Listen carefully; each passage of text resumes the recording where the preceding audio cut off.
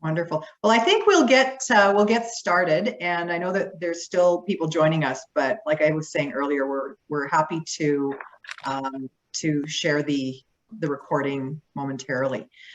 So welcome everybody. We are so excited. This is the first time we've ever done anything quite like this, where we have invited the leaders of three of Calgary's, I guess you'd call it most prominent, I don't want to say most prominent, but prominent organizations that are really leading the charge on gender diversity.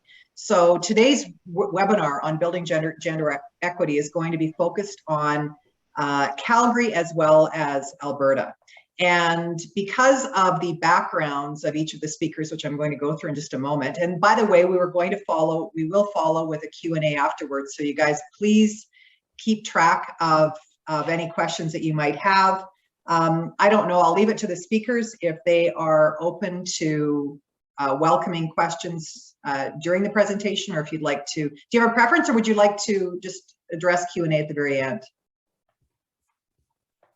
I've left time for Q&A, but I'm open to, like if there's some pressing question that comes up, but we have structured it so there's time for questions at the end. Beautiful, beautiful. Okay, awesome. So we are going to learn about gender diversity in primarily Alberta's workplace. And today's speakers are going to share their perspectives on how equity, diversity, and inclusion is really taking center stage in the entire HR and leadership world of many boards and organizations. So I really think that this is a very important topic that, you don't have to be female, you don't have to, have a burning interest to pivot into this industry, although I know some people on the call do. This is really something that I think everybody in the workforce needs to be aware of, because it's going to be impacting all of us. So I would just like to introduce to you, we've got a really impressive panel of speakers, and they're going to be focusing primarily on the work being done. We don't know yet. Oh, I'm just going to mute everybody. Maybe she did, but doesn't. There we go. Sorry about that, you guys. So each of today's speakers is really a leader in, I guess gender diversity doesn't really do this whole subject justice. Each of these women are tremendous leaders in their own right, and I'm really excited to hear more about their stories.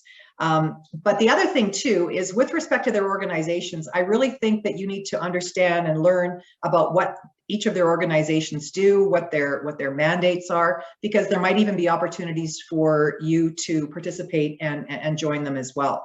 So I'm going to start with Amber. Amber is the executive director of an organization called Access Connects. And this is really a groundbreaking initiative focused on sharing information between organizations in Calgary, as well as addressing issues of equity, diversity, and inclusion.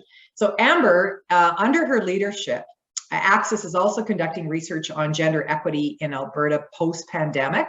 And she's doing that in partnership with, I'm sure some of you are aware of this organization called the Business Council of Alberta.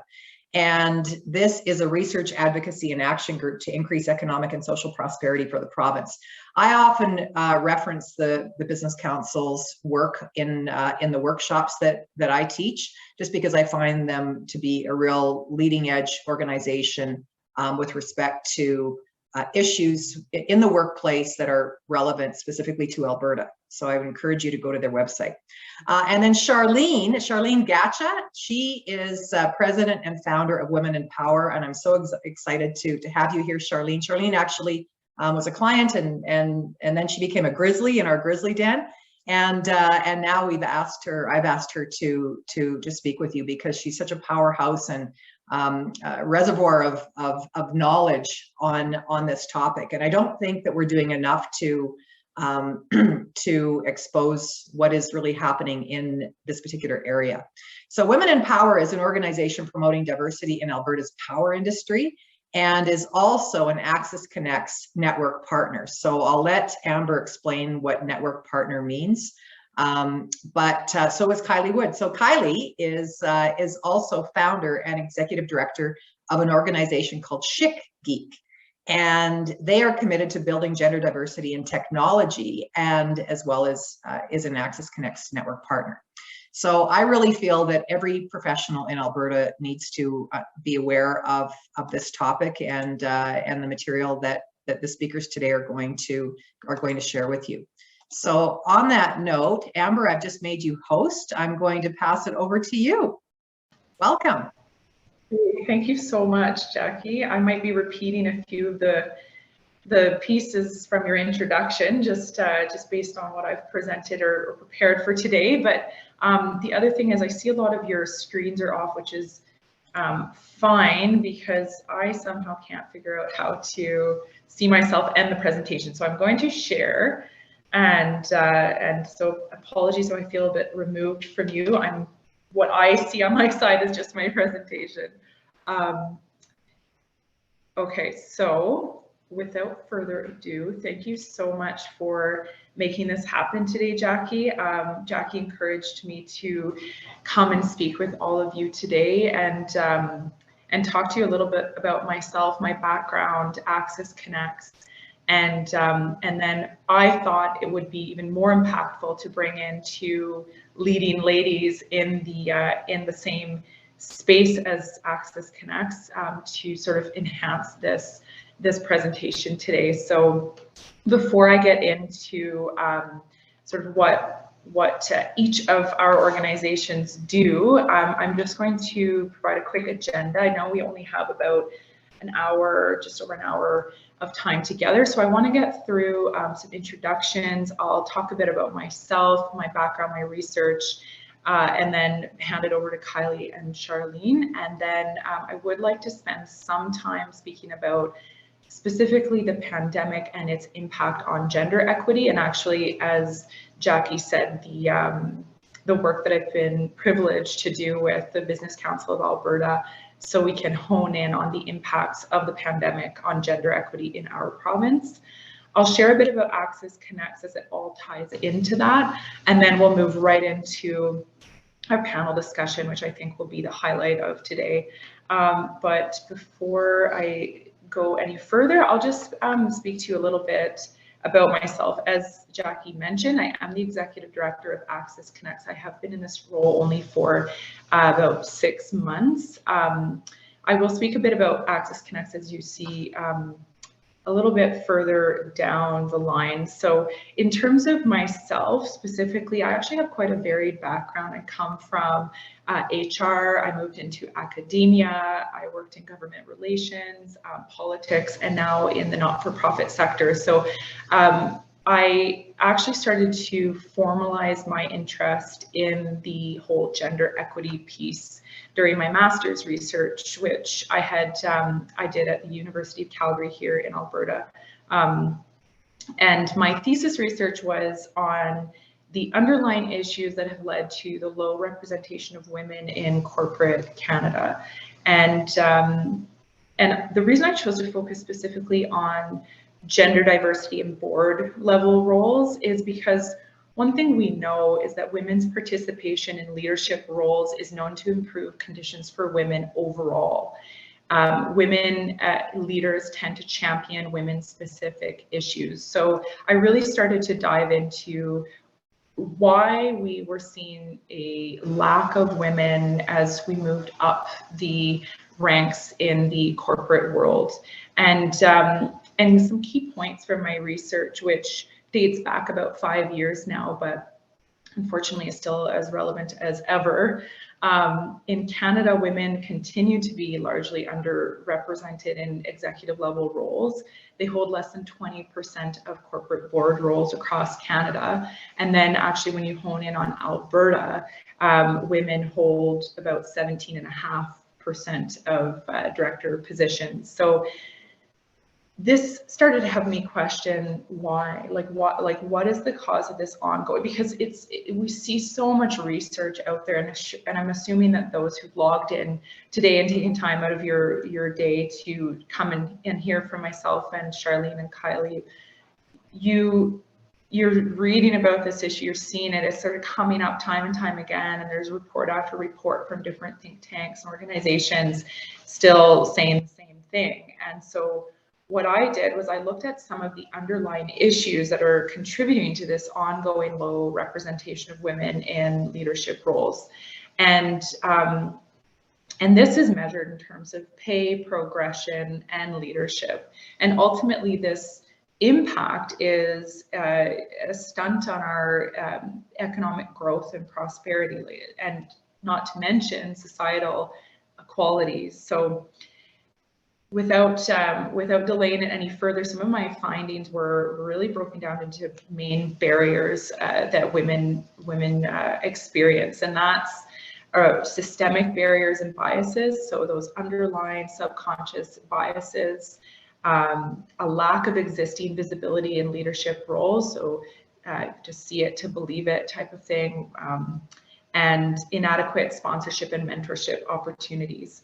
And I'm sure that these are some of the barriers that Kylie and Charlene will be able to address, as this is the work that they're engaged in, and working to address through the work they're doing. So the main finding I came to was that there actually is a really strong desire to maintain the status quo, and it's continuing to hinder progress.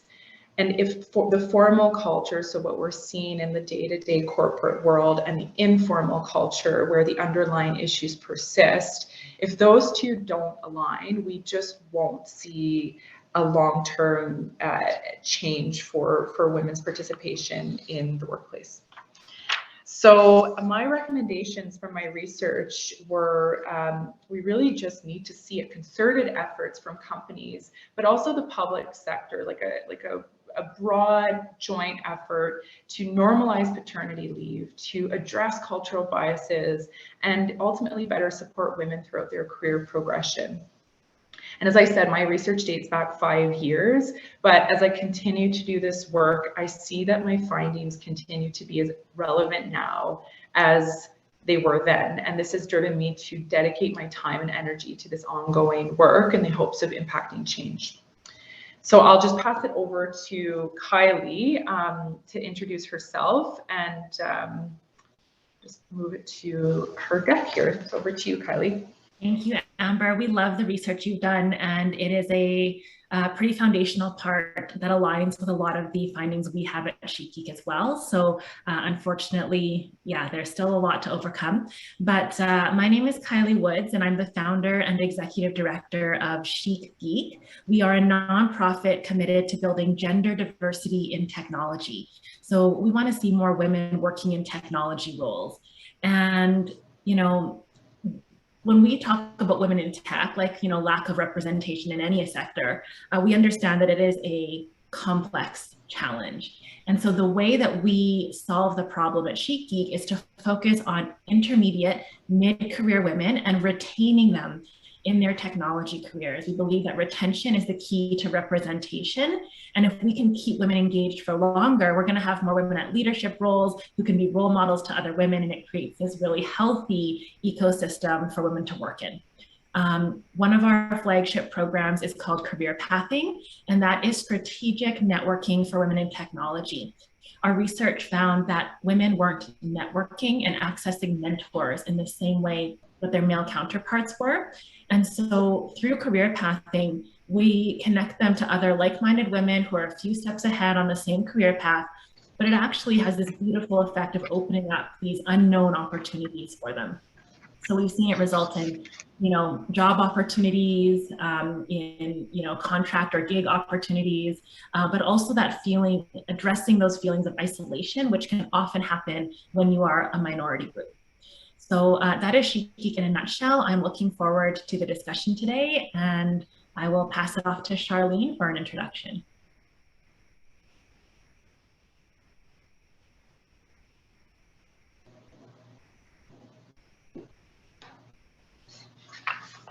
Charlene, I think you're muted. You might need to start over. I am. I'm sorry. I was just thanking you for your intro and saying how nice it is to meet you, because we haven't had an opportunity to meet. It's funny, COVID has prevented those types of opportunities as well, unfortunately, but I hear lots of great things about the work you're doing. So our paths will cross again, I'm sure. And then as well, thanking Jackie and Amber for this opportunity. I broke the rule and wrote too many words on a slide, but I only had one slide. So I had to jam them all on there. So I felt like, anyways, and I didn't know if this presentation was being shared, but Jackie had sort of already mentioned our mission is to provide a community for women at all levels in the power industry in Alberta.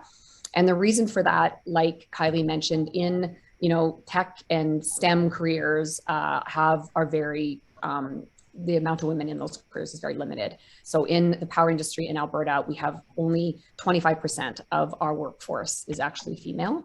And that's at all levels. And the levels, the numbers of women reduce as we go higher, kind of up the corporate ladder.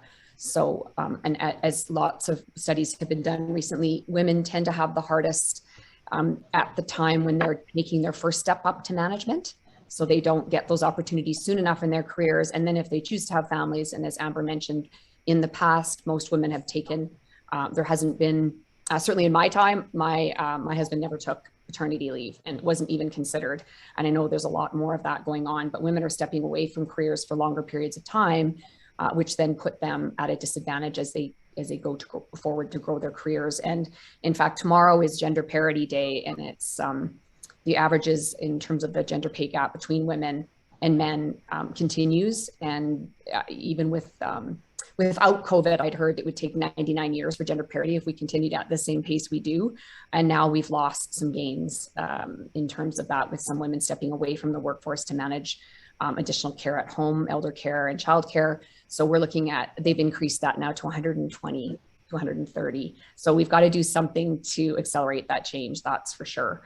And that's some of the work that we hope to be involved in. COVID has prevented a lot of those more social impact type discussions, but in the meantime, we did fill the gap certainly during COVID, and helped create a platform for women to meet each other and to connect. We had envisioned in-person events, but unfortunately the world didn't offer that up to us. So we did a lot of virtual events where we provided opportunities for personal awareness, peer mentoring. We had a number of series where women met over a 6-month period and tackled different discussions. And we did that. We've done that a few times and are looking to kind of move forward that more on a mentorship type scale, 1-on-1 or 3-on-1, as you've mentioned you do in your organization, Kylie. There are other organizations sort of across Canada in the energy sector that we'd like to connect with in that regard as well. But we did do a career session. Jackie was one of our speakers, and that's how we've been able to continue working back and forth, helping women understand their value in an industry where it's very difficult to know your value because you're underrepresented and you don't get those opportunities. And so then helping women really speak out for themselves and learn that value. And then in doing so, offering technical training opportunities. A lot of women, we've talked about women won't apply for a job unless they check off all 10 boxes, right? A man would look at that, and typically a male would look at that and go, I got 5 of them, sure.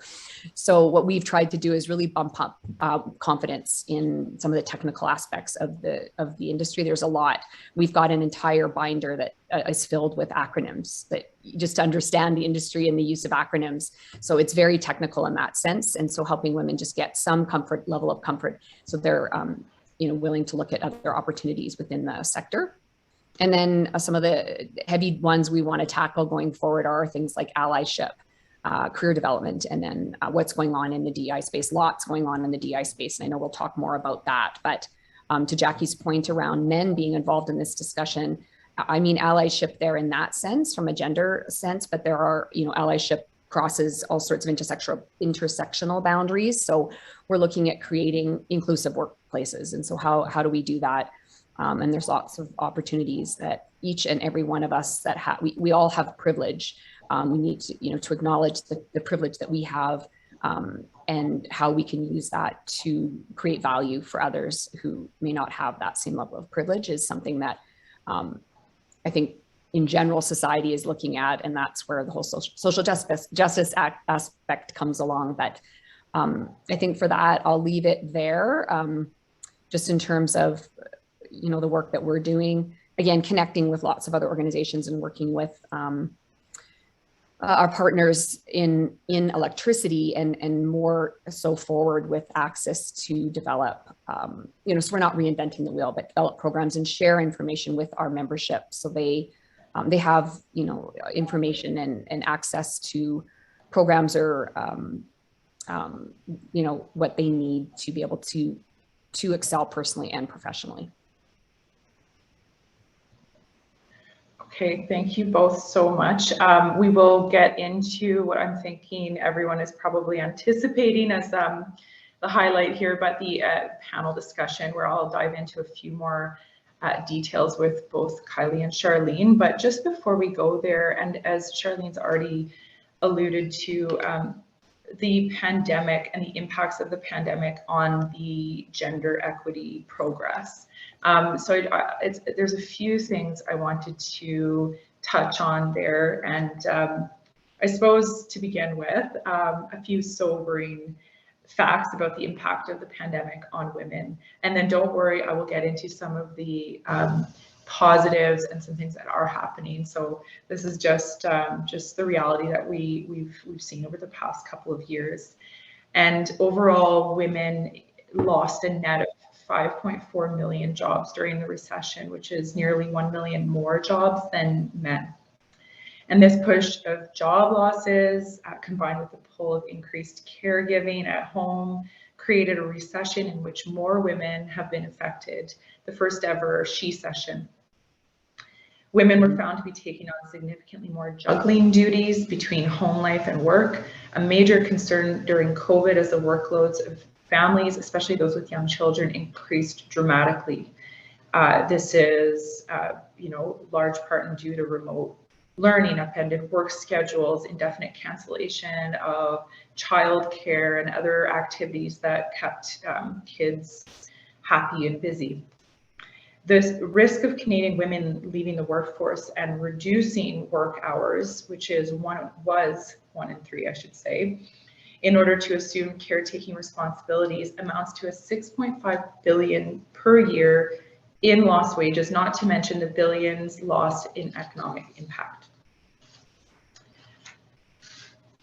Complicating matters is that we've seen national data show that women are more likely to be suffering from mental health challenges, consequences of which include higher absenteeism, difficulty concentrating, and overall stress, weighing on women's ability to excel at work. Now, if I can call it post-pandemic, I know we're not quite there, but what we're seeing and through the research that Access has been doing with the Business Council of Alberta, we found that actually in Alberta, most women have rejoined the workforce since the onset of the pandemic. And so the one exception there is women with children aged 6 to 12.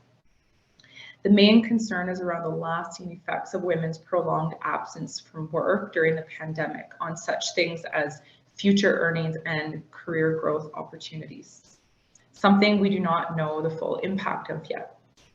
Another trend is the potential unintended consequence for women of a shift to a hybrid or work from home culture. Again, more responsibility at home and less professional opportunities.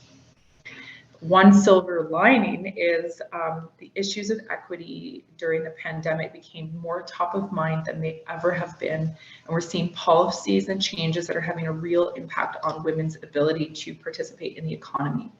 This was seen in, for example, the federal and provincial lower cost of childcare initiative and even more equitable responsibilities at home. So what we're seeing, and I think I can speak for myself, Kylie, and Charlene, is we need to grasp this opportunity to provide the support system, network, and resources required to keep women in the workforce in all industries. So on that note, I would like to share a little bit more about Access Connects. Access Connects is based on 4 main pillars. We're a central hub that connects women and diverse professionals with organizations and resources such as Chic Geek and Women Plus Power that can support their growth into high impact decision-making roles.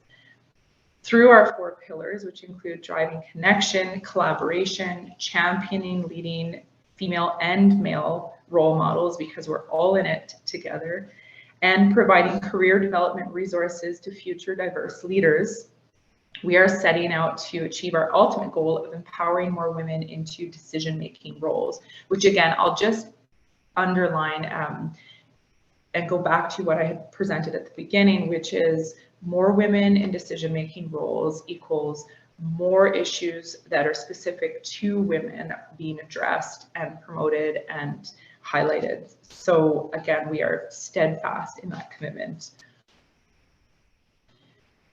We see our role as a collaborator and our technology hub, our workshops, our networking events, and our partnership with like-minded organizations bring women together and provide support to professionals across multiple sectors, demographics, and professions. We believe now more than ever, specifically with the impact of COVID, our members need access to professional development training outside of what their companies might offer, access to informal networks, and access to curated tools and resources to accelerate their career transitions and opportunities. We also know that it is a particularly challenging time for Calgary's not-for-profits. And this is where I'll just speak briefly to the platform that we have to help support, sponsor, and promote what they do. So our, as Jackie mentioned, our network partners consist of not-for-profits, charities, corporate partners, and so on, that are all committed to advancing women and diverse professionals. So 2 of which are here with us today, but there are actually over 100 that exist in Calgary alone. So we know for sure that there is interest and there is commitment, there is definitely momentum towards addressing gender equity issues. And our role as Access is to bring all of these initiatives into one central hub, so individuals can find the right organizations that will help support them along their career journeys. So that's us in a nutshell. Without further ado, I'll actually just bring Kylie and Charlene back into the conversation, and I'd like to have a discussion with them about what their organizations are setting out to do, maybe addressing some of the statistics we've shared today, and go from there. And I'm just going to exit my screen here so I can see you all, because I have only seen my screen here. So I'm going to stop sharing. We're in the panel discussion, and then I will move it over to questions and answers at the end, so we can open it up to everyone who's participating today. So maybe I'll start with you, Kylie. And I know you've introduced Chic Geek, and I mean, what we see you doing is incredible work and necessary work, but maybe you can specifically say what gap your organization is seeking to fill. And what I'd be interested in is, did that change during the pandemic? Like, did you set out to address a specific gap around like women in tech, and you've noticed a big change during the pandemic?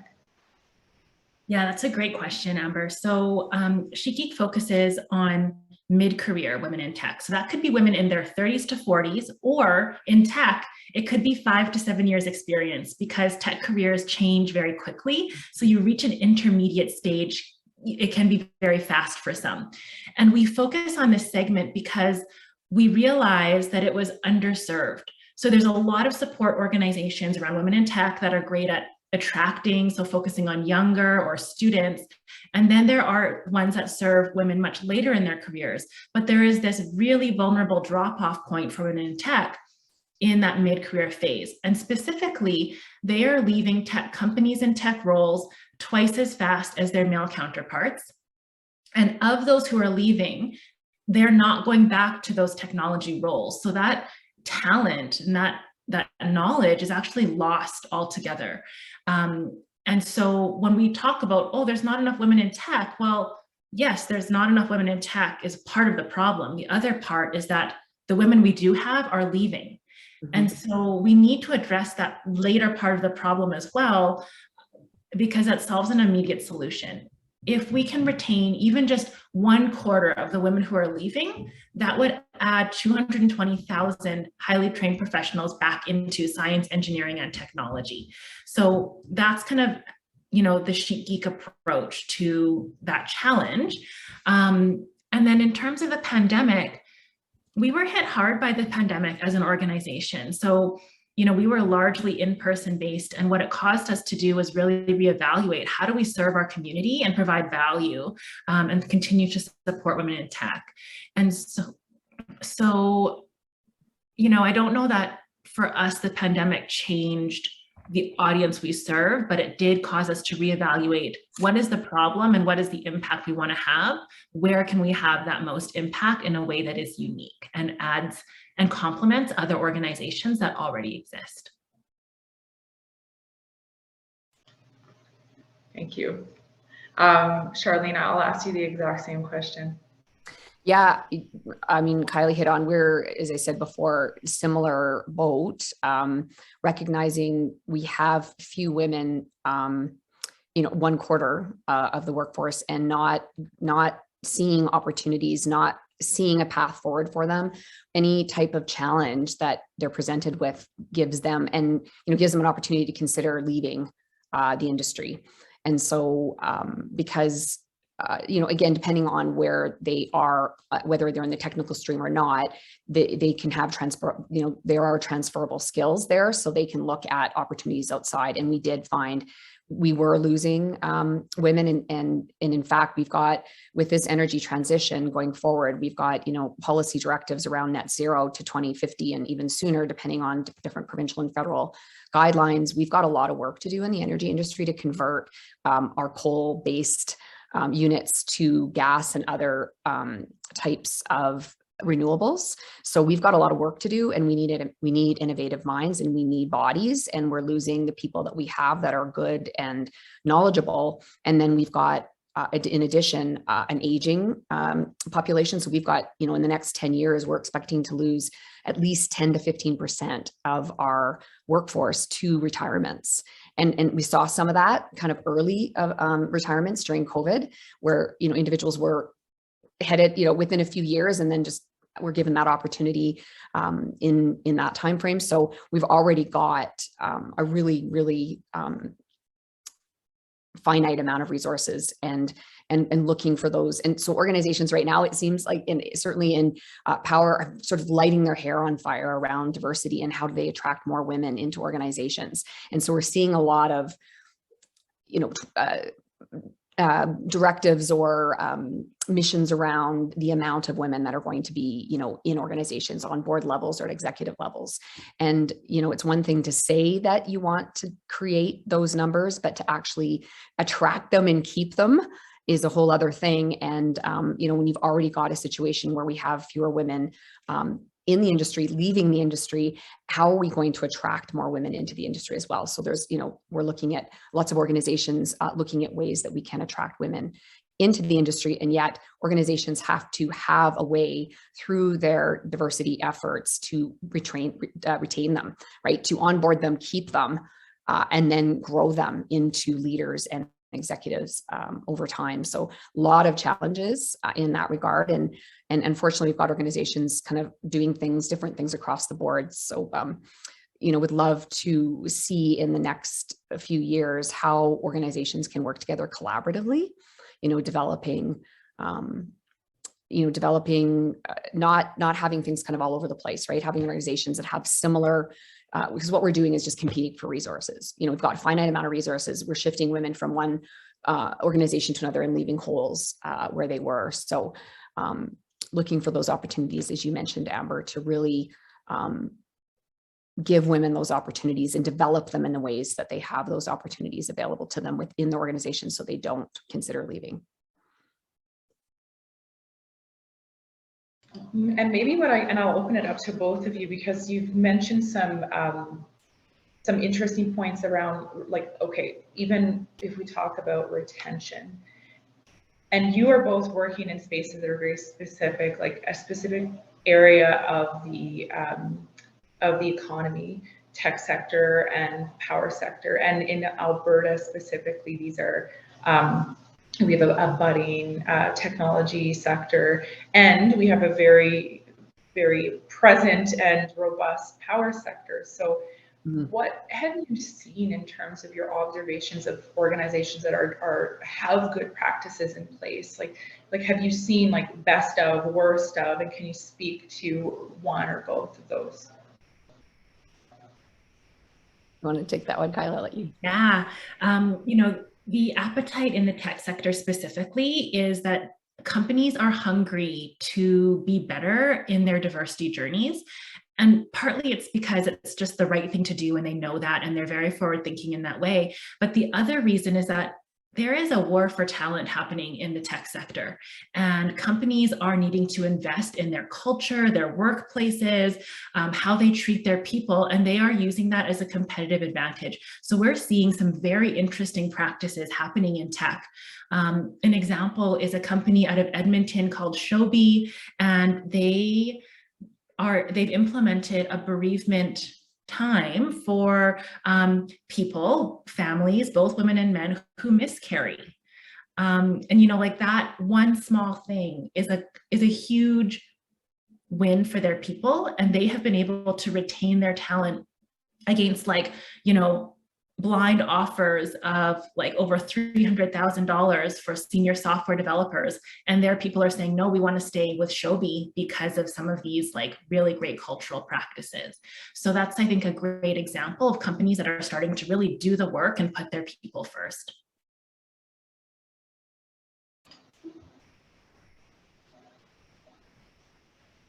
Did you want to add something to that, Charlene? Yeah, no, and you said it way better than I did, Kylie. That's what when I was speaking earlier, these initiatives or targets that organizations are placing on diversity, there's that's fine, but then there's all the other work that goes on around that in terms of policies and programs and leadership training and other has to be part of the package in order to be able to deliver on that. So what we're seeing now in the electricity industry is in the past, being able to, it's hard to measure these types of things and the success of diversity initiatives and efforts. So now tying those to our the sustainability goals, the UN's sustainability goals. So in organizational annual reports and other documentation, tying this work directly into ESG and ESG reporting. So that's environmental, social, and governance reporting in organizations, and becoming more accountable to their boards and shareholders around this work. So, that there's still, and so I see organizations that are doing a really good job of that. I know of in my own industry, I can think of NMAX as one. TransCanada has done an amazing job. They've got an entire team on the sustainability side of things, and they include diversity as part of that, which I think is amazing. And the programs that they offer to their employees as part of that, they see, and I think every organization should see its employees as resources, unlike any other resource that, and we talk about that in loose terms, but in terms of as an asset and as a resource, right? So protecting it as well as you would the ones you have in the ground. If you're an oil and gas company, or your transmission lines that you have running across the province, right? You need them, you need your employees as much as you need those in order to do your business. And the more, the better you can do at keeping them and retaining them. You have and their loyalty, and they're happy to be there. That's the engagement piece. That's really important. I think, Jackie's talked a lot about polls and surveys that have been done when COVID, if it ever ends. Back to your comment, Amber, I feel like it's always ending and then it doesn't. But, people have talked about, will employers who've been talking over the last couple of years about, flexibility and remote work and all of, will they really deliver on that when we come out of this, and will they be able to hold true to some of the promises they've made? And so because employees have been feeling that, waiting for the shoe to drop. And as a result, we've heard through surveys that have been done, employees have said, if that were to occur, I would consider leaving my employer, or I would consider leaving the industry.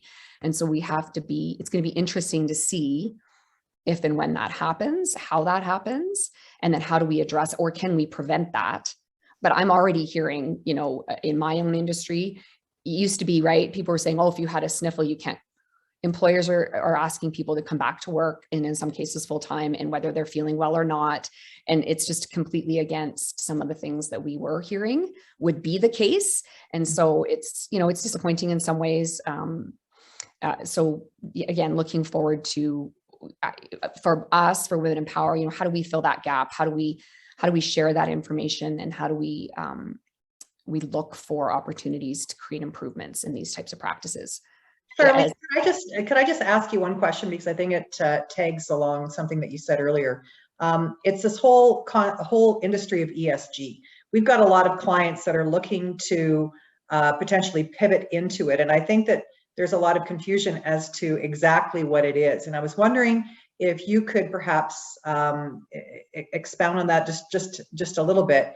And as well, does this whole diversity piece fall under the S in ESG, or how do you see it? Yes. Yeah, to answer your last question, yes. So in environmental social governance, you could build that into any one of those, depending how an organization look to your people as assets and resources to support the work and the objectives they have in all of those categories. But certainly boards and shareholders are looking for a more measurable, information outputs to those types of strategies. So they have to be. And Charlene, sorry, I also noticed there was one of the some organization just recently launched a certificate in ESG. And I just thought, what do you see that this is going to become a more pronounced piece of our future and managing our careers and our corporate cultures, or where do you see it? Or is it just the flavor of the day that's going to eventually fade out once the pandemic really does end?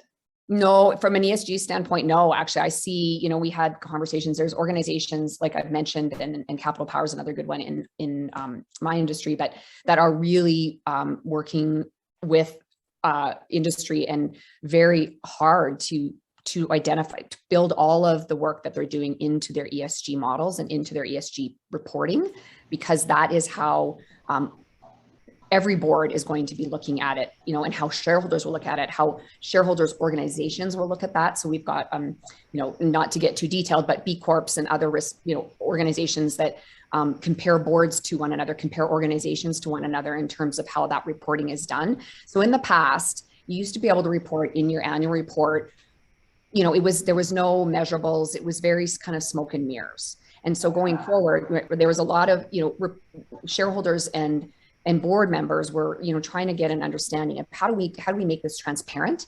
How do we be, how do we be more descriptive, and how do we provide measurable, information, measurable, meaningful measurements for the work that we're doing? And so that's where it comes. Some examples of some measurable ESG KPIs. So that would be within communities. If you're going to be, giving back to, so for social or environmental, you have an impact on a community, you're going to, work with communities or in that community to prevent or reduce the type of environmental impact that you might have. So you would report on the initiatives that you have in that regard. So, and those tie up into the UN Sustainability Development Goals. So there's 17 Sustainability Development Goals. I would encourage everybody to go to the UN's website and read up about them, but each organization should tie up into those sustainability goals in their ESG reporting. You can report on that. The ESG goals, the sustainability development goals are very specific in different areas, and then they all kind of break out into the environmental social governance. And a really good organization that I know that's done that is TransCanada. They speak very directly in those terms, so you can sort of see how it all fits together. And then they're being reported on, right? So they're reporting on the initiatives that they've got in place and the work that they're doing in each of those areas. And then they're getting reported on at a shareholder level from other organizations that are making helping their investors determine whether they want to invest in an organization. So there's a number of investor organizations and that are looking at how do these organizations rank up against each other. And then you've got organizations that manage boards who are looking at how do boards rank against each other in terms of how they're managing organizations across these types of initiatives. And then you've got B Corps, right, which are other organizations that sort of hold each other. Like it's an entire sort of, a huge network, if you will, of accountability, except, where you've said, I think where we do need to go, the certificate in ESG, even more direct to a certificate in diversity. We've got ISO 9000 and other types of, if we held it, and in that sense, it's the same, we're all talking apples to apples and oranges to oranges. We know exactly what the ISO 9000, requirements are and what we have to meet in order to do that. There's a number of initiatives that exist today around, equal by 30 and 50 by 30, and EHRC does great work and they have a diversity accord, but everyone's doing something different. I get that, we're all in that space. We want to do good and well, and how do we create something that's consistent across all industries, that whether I want to be in oil and gas or electricity or in healthcare, I know what that organization has had to do to become DEI certified or whatever, if you might call it. So, Charlene, do you find that there are more boards that are actually measuring diversity KPIs? And if so, what would be some examples? Or is it just kind of lip service right now? It's hard. It's really hard to measure. Like, I'd love to hear Kylie's eyebrows are going, and I'd love to hear your thoughts, because it's really hard to measure. And that's where, it has to be things like, how many, maybe pay parity, right? A lot of organizations are really focused on that. So they can report on the fact that we've gone through organization and we can assure you we've got pay parity. Or we have increased the amount of women in management positions from last year to this year by X amount. Or retention is another big one, right? How many of our female employees have we retained? And, and if they've left, why have they left? So, and are boards seriously looking at those? The right one, the good ones are, absolutely. I mean, every board. If I can just pitch it before Kylie, because I do actually have like a pivot question that will include Kylie, and that will answer your question, Jackie. Yeah. Part of why I started researching this topic to begin with was the federal government was implementing legislation to require like a comply or explain for, now this was publicly traded boards. So any publicly traded board would be required at their annual disclosure to say, and there was no hard quotas or, but it was to say like, how many women do you have in leadership roles? And if you don't have 30%, which is considered the critical mass, then why? So it was this comply or explain. Now, there is a lot of power as well in investors pushing this issue forward and being interested in not only just like, if put societal equality aside, if you just look at the bottom line, having more diversity around the decision-making table creates more diverse decisions. You can identify problems that might otherwise not be identified with a groupthink type of leadership team, and so on and so forth. But this again I'm speaking to publicly traded boards, and the space that Kylie works in the tech sector. A lot of those companies are not publicly traded. They're startups. But they're growing, and they're growing extremely fast. And I'd be really interested to hear, and what you've already said, like Shobi's doing in Edmonton, and like different companies that aren't under that same level of scrutiny from investors or the government, like that they're still moving the dial. And yeah, maybe you can just speak to that a little bit more. Yeah, when we were talking about metrics is a scary thing. And sometimes companies they're afraid to put the hard numbers behind it because it really puts them under a lot of scrutiny. So it takes a lot of courage, one, to even set really tangible metrics around DEI work to begin with. And I think we need to recognize that there's a lot of fear there. In the private sector, it is cool because companies when they're setting those metrics, it is very, it comes from their value system and it is very authentic. I think one of the things we do have to watch out for is, woke washing or diversity washing, which is where companies they're talking about it really well, they're doing the marketing, and then when it comes down to that real lived employee experience, it's not really there. And in the private sector, we're seeing that start to change, where there is more accountability being held by talent and employees, where they're going into interviews asking companies like, what are you doing to support diversity? How are you going to support me as a woman in your company? And that really tangible question of how are you doing that gets to the meat of what companies are doing, not just talking about. So I have a lot of optimism for some of the initiatives and the ways that companies are growing right now.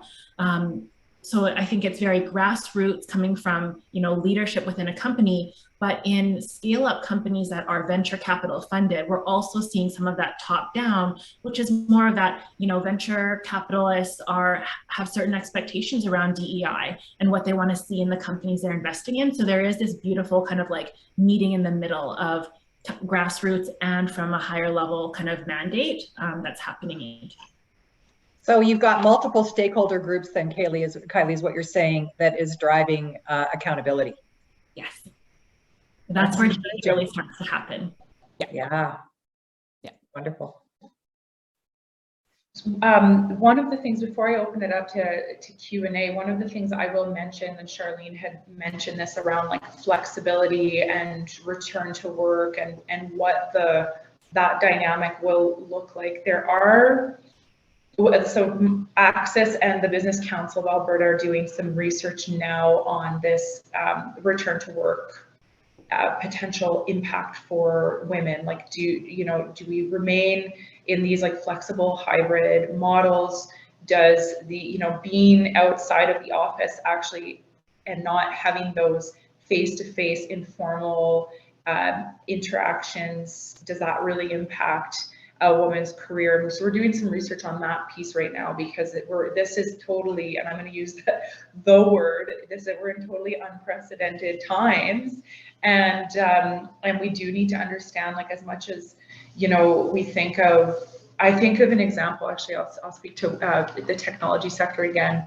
I had attended a panel discussion with, and was specifically on women in tech, and there was a female leader. I think she's anyway, one of the major tech firms in Calgary, and she said she was the only parent around the table. And when they were discussing, it would be wonderful to have a 4-day week. Wouldn't it be so nice to just, grind it out for 4 days and then we have 3-day weekend? And she was like, as a parent, I cannot work 12-hour day. That's just not possible. And so when we think about how great these ideas are, hybrid work models, or whatever companies are thinking of doing as a next step as we eventually emerge from the pandemic, we need to think about all the different unintended consequences, specifically for women and diverse professionals. And then the other thing is, on the flip side, working from home has been a bit of a reprieve for a lot of women and diverse professionals, because there's that sense of being less exposed to things that we didn't even mention yet, which is sexual harassment, racism, those subconscious biases, language that we're exposed to. There's just so many pieces and layers to this piece. And anyway, so I don't know where I was going with that, but I do want to open it up for questions from the audience, if that's okay, Jackie, unless you had anything else you.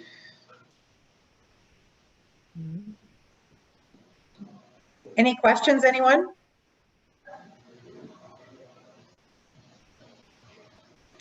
I have one for Kylie.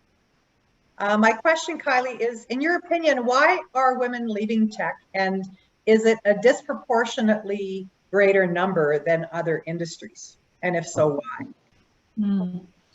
I don't know about, how it compares to other industries, Jackie, but, why the reasons are really nuanced. And I think a lot of the research that Amber has done with Access Connects touches on it.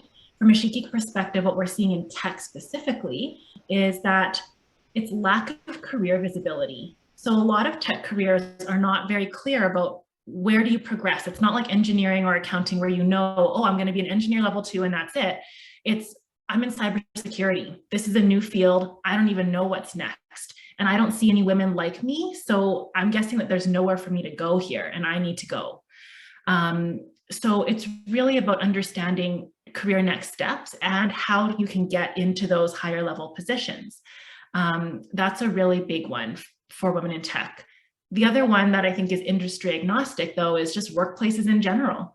And, you know, Amber touched on this as well, but it's like all those microaggressions or small things that we deal with on a day-to-day basis, they add up over time.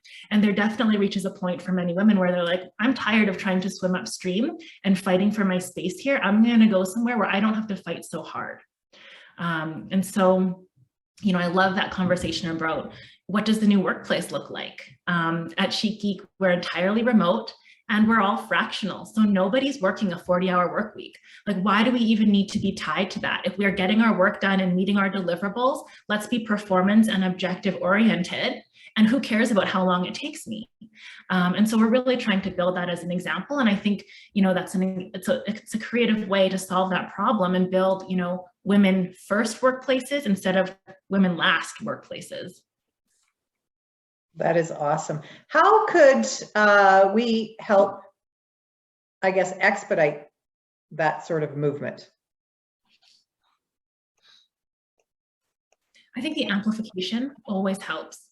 And I think also understanding that the way to solve these problems is nuanced. There could be 100 groups solving these problems, and that is the way towards progress. There's no silver bullet. There's no one thing that will fix it all. We all need to be working together, amplifying and supporting each other in this journey because it's a big problem to solve. You know, I think it was it Charlene who was saying we now have 125 years to make up for that gender pay equity. Like, we've got a long road ahead of us, and we're going to need all the efforts we can muster together. Mm-hmm. Yeah, agreed. Amber, is that part of the work that Access is doing? Is trying to bring all of these groups together, and if so, how can individuals contribute to play a part? Good question. Well, yeah, and actually, interestingly, that was why Access was formed in the first place. Was the founders were each part of other organizations that focus on equity, diversity, inclusion, and realized that they were doing a lot of the same work, you know, trying to host similar events, similar sort of mentoring programs or networking opportunities, or all the things that, you know, we know are needed. And so they came together to create this organization that acts, like I said, as a hub. So we're not trying to be another organization in the space doing the same thing, but actually shedding light on the organizations that exist, so that maybe when a new organization or somebody's thinking, okay, we need to, you know, like, is there a gap? Because I think that's always the question, like, what gap are you trying to fill? And we are, like, we host all the organizations on our technology hub, and like I said, there are over 100. So we're trying to break down silos, create more collaboration between the organizations so that we can do more impactful work. I love that, Kylie. Like, we cannot have enough people involved in this movement. And like I said, there's an economic argument. I've laid out the numbers, but there's also just like a general equity argument of you know, societal equality. Like, so if we want to work together, and this is a huge issue, and again, like this, we're just trying to be that collaborator in that space. We are, as similar to Women in Power, we are a free membership. Like, there's no cost to become a member. Right now, we're building to professional development workshops that will support women as they move along in their career journeys. We also are setting out to do networking opportunities. I think, Kylie, you mentioned your career pathing. Like networking is, as we know, it leads to sponsorship. And sponsorship ultimately is a big gap for women. And when women have that opportunity to network and be in informal settings and develop relationships naturally, there usually is an opportunity then to go to like a sponsorship, even a mentorship, but sponsorship where someone will advocate for you when a role comes up.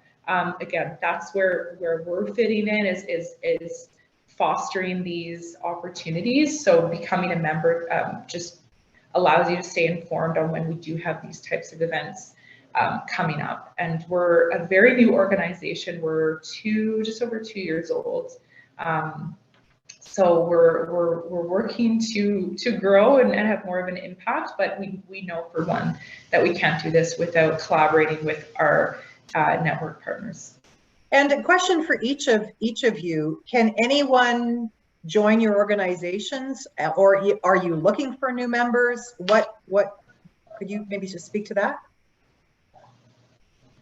So from our Women in Power, from our perspective, we do support women in the industry. So ideally, you'd want to be working in the industry, or have, in your case, with in transition, or looking for opportunities within the industry. You'll get, even with the network connections you'll make, they'll be focused on that area. So I always say to people, and that was my big thing with Kylie in the Dragon's Den, like network. I think it's more important for women than it is for men, and not just with other women, but with men as well. But networking with a purpose, right? So doing that with a view to where do I want to be, and why is this individual connected to the people that I want to be connected to, or the industry that I want to be connected to, and can help me look for inroads and opportunities to leverage those and move me where I want to go. So I think that's really important. And back to Amber's point, we all had envisions when Access Connected that, with the number of in-person events and opportunities, it's just, COVID has really limited that. So we've been off, I think each of us doing our own thing. And in some cases we've collaborated with others, but looking forward to opportunities kind of going forward. We can, as Amber suggested, some workshopping and working closely with other organizations to attack some of these problems. As Kylie mentioned, they're super complex, and everyone's got and nuanced, and everyone's got a different way of doing things. And is there an opportunity? And I know, Jackie, you and I have talked about this, is an opportunity for and the true meaning of diversity is many heads around a problem make a better solution, whether that, regardless of gender or culture or whatnot. So how can we all work together to, cut down and create efficiencies, so we're not looking at another 125 years or whatnot, right? So we can accelerate that pace of change, and we're doing that in other ways through technology, and in fact, in power, it's technology is what's going to get us through that energy transition. So I definitely see connections there. And I've always said there's lots of times in the Dragon's Den where I've said to people, hey, have you ever considered, like, they don't consider these roles in other areas because there is a lot of when you're thinking about innovation and development, your stuff in oil and gas, but there's whole markets in power and other sectors that really could open up opportunities for people that are struggling. So just to get connected and learn about those opportunities, and get involved in some of these mentorship or peer mentoring type of opportunities to connect with other women. For sure. If folks want to get involved with Chic Geek, they can sign up for the newsletter on our homepage. That's a great way to be part of our community and be in the loop for any communications. And then from a career pathing perspective, we are always looking for mentors. So men or women who are wanting to support other women in technology. From a mentee perspective, it's open to anyone who identifies as a woman and who is working for a tech company or in a technology-based role. Things like software development, graphic design, UI, UX, QA testing.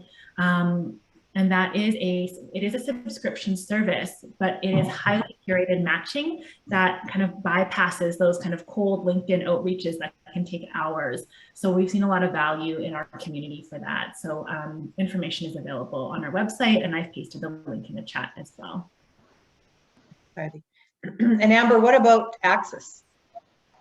Yeah, actually, this is where Access kind of ties everything together. We absolutely are seeking members, and we are cross industry.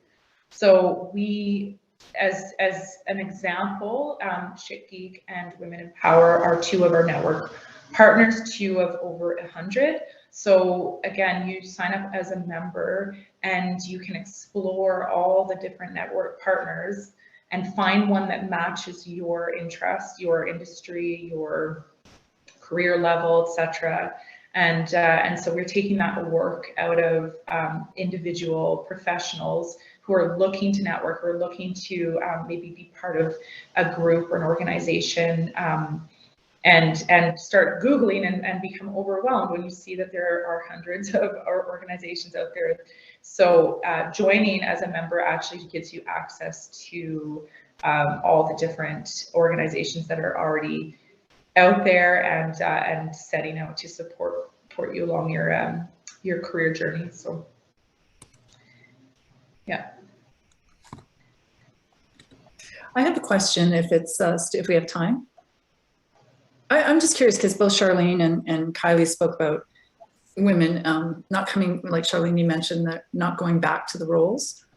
And Kylie, yourself too, just in, there's less opportunities right now. And where are the women going?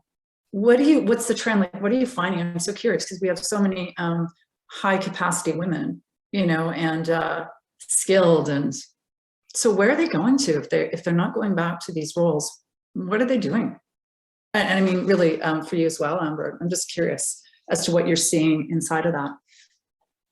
We're seeing a lot of movement to the gig economy. So taking on projects, consulting, freelancing, or starting their own companies where they can kind of call their own schedules and their own work.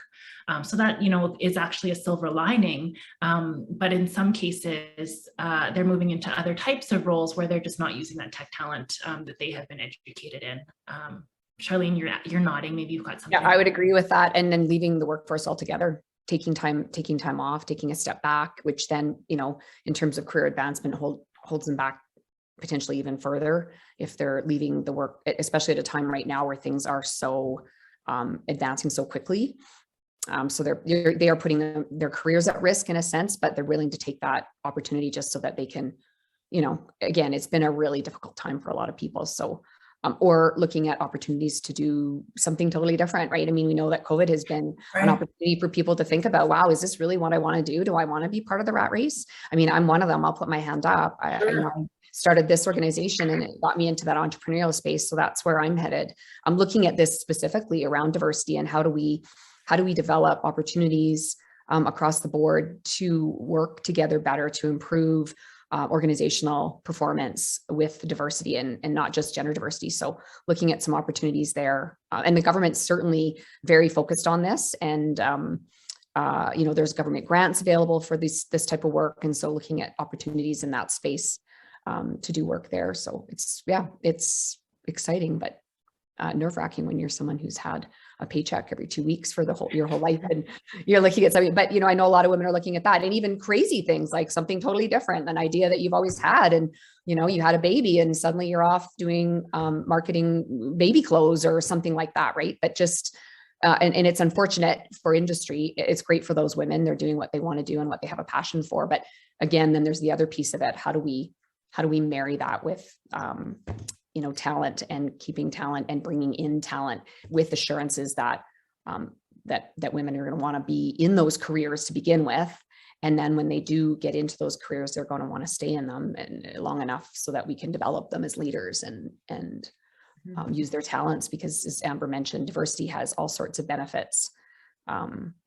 And that those are proven. Those are, you know, studies have revealed time and time again that diversity works, and organizations are, you know, finally acknowledging that. And yet we don't have the support systems, the systematic work that has to be done to support all of this work is what's going is where the gaps are right now and what we're going to need to work on together. I'm just wondering too, and excuse me guys, so sorry, my throat so bad, but I'm just curious about, like, because I feel like our social and our economic structures are shifting, our corporate structures are shifting, and I feel like that there's the larger context of even what we, you know, what we're agreeing to participate in anymore is shifting. And how are we how are the women in your worlds shaping that?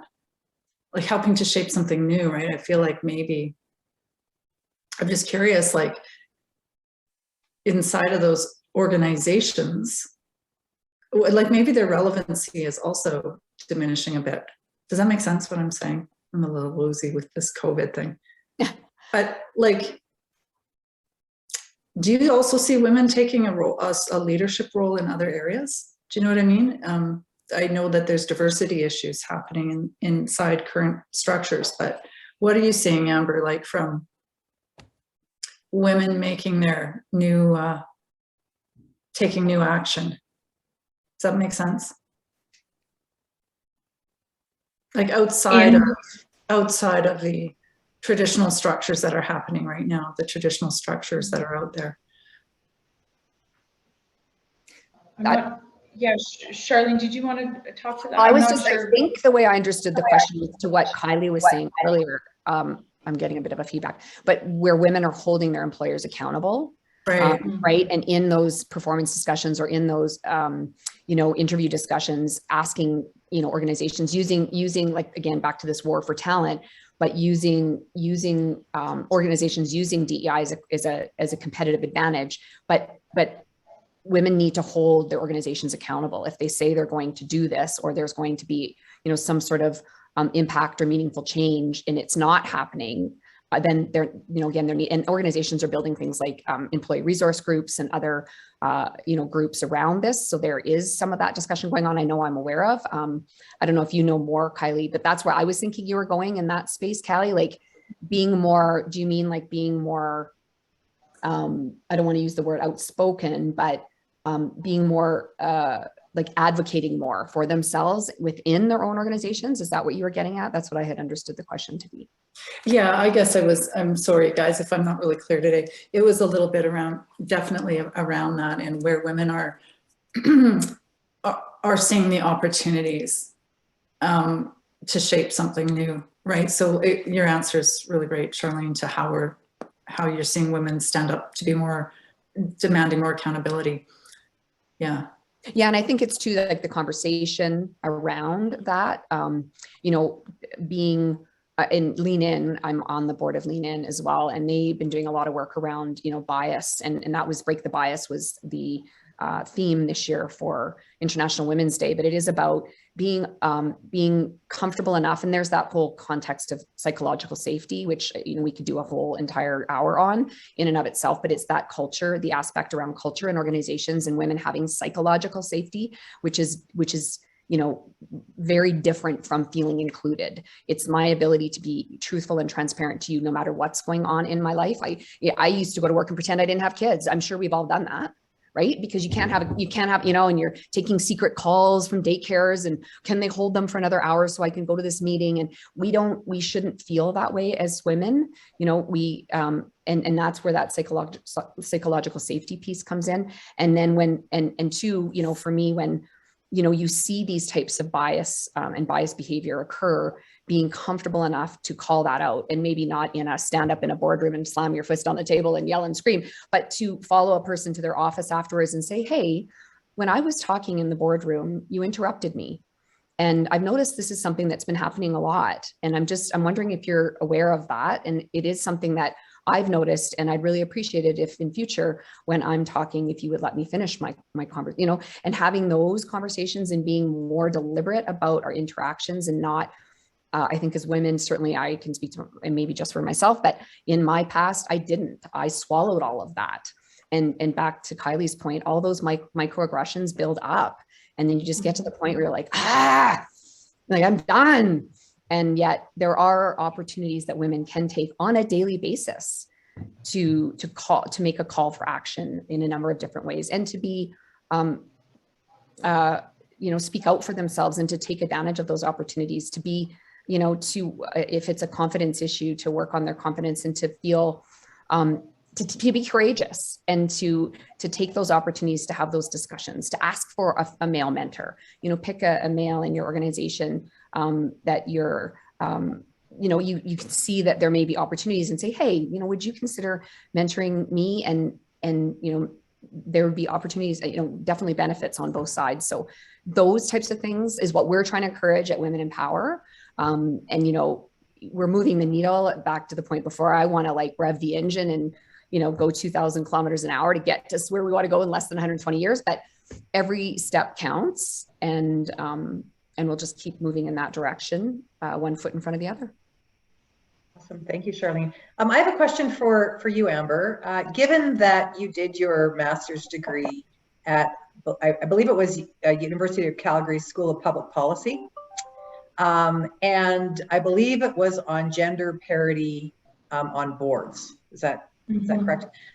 So, seeing as this seems to be a change management problem or opportunity, and we can't ignore the pink elephant in the room as one of the key drivers of change, which is government. So my question to you is, whether it has been through your research or recent experience, what do you see the role of governments playing to further implement this this change that we need, or do you see it happening at all? Mm-hmm. Yeah, that's a good question. That's I mean, before I go there, though, I just want to add to what Charlene was saying, because part of why I'm so interested in this this concept of more women needing to be in decision-making roles, like not just staying in the workforce. Yeah. And we can see in some sectors that's a challenge in and of itself, but actually progressing into more leadership roles. Like, I think when we talk about like a more of a broad sweeping change, it is going to happen when we start to see more women and more diverse people in key decision-making roles. So that's when we start to see policies in like company policies changing that mean that women don't have to go and hide in the bathroom, take call. Like I'm sorry that happened, Charlene. I hope that's not a common experience. But in some sectors it might still be. So, but again, like just having it cannot be overstated how important it is to have leaders who are advocating for real change. And then I guess that will tie into my answer to you, Jackie, around the government, because yes, like ultimately the government does have a level of policy making as their tool to impact change. I already mentioned one, which was the disclosure requirement, the comply or explain. That bill C-25 has been implemented, and it is again only applicable to publicly disclosed companies. But as Kylie has mentioned, there's a lot of other levers at play that impact change. But when it comes to the government, if we look at an international level, there are some governments that have come in and implemented hard law, which means that there's like financial penalties on companies if they don't make change and they don't meet a threshold. So usually that's 30%, but in some countries that is up to 40%. So we're looking at like 40% women on corporate board of directors. So those very high level key decision making roles. So yeah, government has a lot of tools.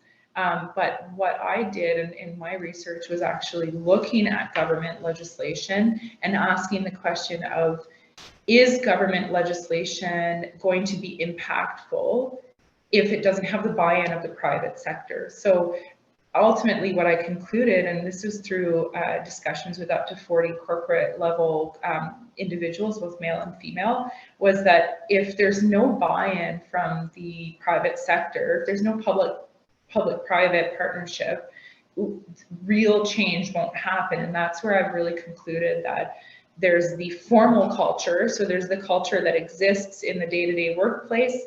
And then there's the informal culture, which is those underlying issues which we've discussed throughout the discussion today. So if those two don't match up and the government just comes from up here and legislates, change hard quotas, what have you, to really move the dial, and companies aren't on board with that, it's the individuals, it's the women, it's the diverse people that will be hurt in the long run. So it's a big consideration, but it needs to be done thoughtfully. Awesome, thank you, Amber.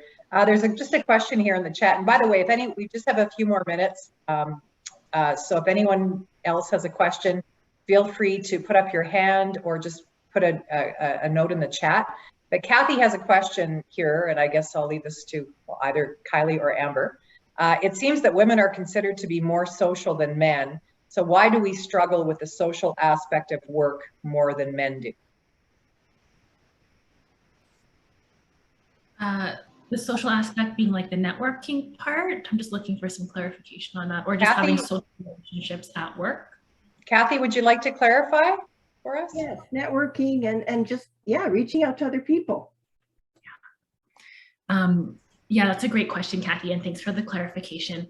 We did a lot of research on this at SheetGeek, and we had over 100 conversations with women working in technology.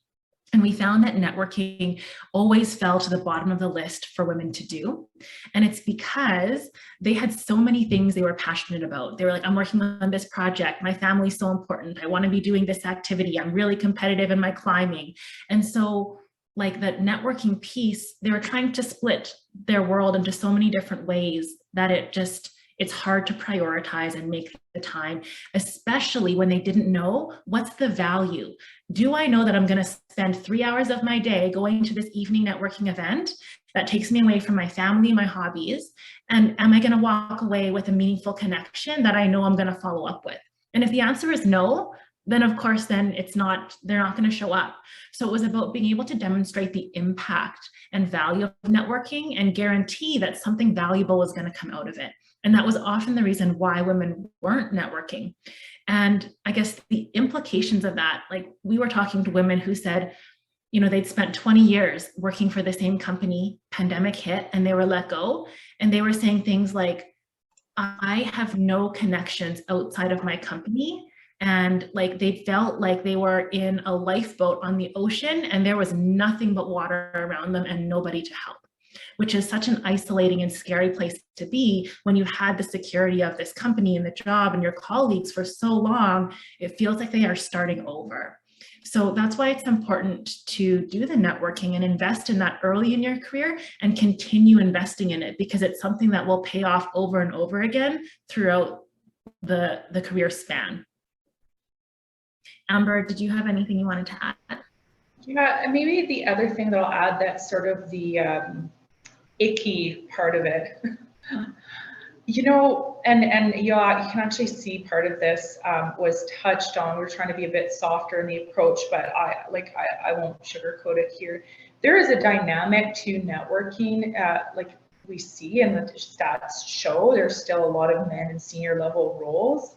And that dynamic of like a younger female and an older male in an informal networking situation it's not good on maybe it's just the uncomfortable, it's the perception, it's the what have you. And so a lot of men will avoid it. Yeah, there's actually data that shows that. And a lot of women wouldn't feel comfortable in that situation either. So that's where we need to create more situations where there's like group settings, where there's, you know, we're getting past some of those situations which are very real and frankly kind of brushed under the rug. Like, why are more men advancing quicker when women have the same level of qualifications and sometimes experience? And it's because often they're going for the, you know, beer after work and having a conversation about the opportunity that's, you know, coming up in the company, and you know, lo and behold, it's been given away before a female counterpart has had the opportunity to talk about it. So I mean, there are those dynamics too, and I think that is, like I said, the icky part of it. Amber, I think you had mentioned something in your paper about the familiarity. I almost want to call it the familiarity virus, but it's where people will hire people that they know and that they're comfortable with, rather than stepping out of, you know, their comfort zone to really assess maybe the best person for the role. do you see that alive and well, or do you see that that's something that is evolving, changing? And then further to that, I know we've got some HR folks here. What can they do to contribute to improving, so to speak, their own corporate cultures and their own organizations? Yeah, that's a really good question. And yes, familiarity is a huge component, and it's not going anywhere. And that is the reason why there needs to be deliberate action taken to make a change of like who's around the table, who's, you know, we just tend to, like human nature, we tend to bring people in the fold that look and sound like us. And it's not right or wrong, it is. And that's human nature. And what we need to know though is that it exists, so that if you're an HR professional, you're asking questions like, okay, we've got two people in front of us. One is, you know, looks like me, talks like me, and another one might not. And maybe, you know, it's interesting actually. On Friday, I spoke with a connection of mine, and she works for a large engineering consulting firm. And she said they are at a point where when they're making the ultimate decision to hire a new engineer, and they have a male and a female candidate in front of them of equal qualifications and so on, they have to choose the female, or they have to justify to the CEO why they've chosen the male candidate. So like absolutely, there's no company, I would say, and if there is, send them my way, but I don't think there's any company that can bypass that familiarity component. And so there needs to be deliberate questions asked. There needs to be, you know, a step in the recruitment process or a step in the promotion process where, you know, you're looking at the why am I hiring this person that looks and sounds like me. And so, yeah, I think, I mean, there's a lot that you can dive into here. I think we have 2 minutes left. So I don't know if we want to end it there or ask one final question, or any other questions, everyone? I think we're pretty much out of time, and I don't want to keep you you ladies longer than you have. We are sincerely grateful for your time, your expertise, and your willingness to offer this unique forum for us. I think that we've all taken away some tremendous value, and there is some to do. So I'm hoping that everybody will support these ladies' organizations, as well as promote change as and when it can be done. I'll stick my email address in the chat as well if anybody wants to connect directly. And it was really a pleasure meeting you all. And thank you so much, Kylie. I know Charlene had to drop off, but. And what I will do too is, if it's okay with you, I will share your contact information in an email to everyone, the attendees. Sounds great. Thanks for having us today. Thank you very much, you guys. We've been sincerely appreciative of your time. We know how busy you are. Thanks, Jackie. Thanks so much. Thank you. See you guys later. Bye. Thanks, everyone. Thanks, Jackie. Thanks, Amber and Kylie.